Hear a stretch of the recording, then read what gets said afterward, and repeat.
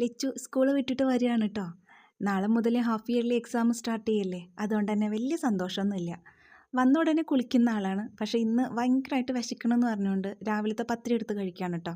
എന്നോട് പറഞ്ഞിട്ടുണ്ടായിരുന്നു രാവിലെ പത്തിരി എടുത്ത് വെക്കണം, വൈകിട്ട് ഞാൻ വന്നിട്ട് കഴിക്കാൻ വേണ്ടിയിട്ടാണ് എന്നുള്ളത്. അപ്പോൾ ഇത് കഴിക്കുന്ന സമയത്ത് ഞങ്ങളിങ്ങനെ സ്കൂളിലെ വിശേഷങ്ങളൊക്കെ ഇങ്ങനെ പറയും.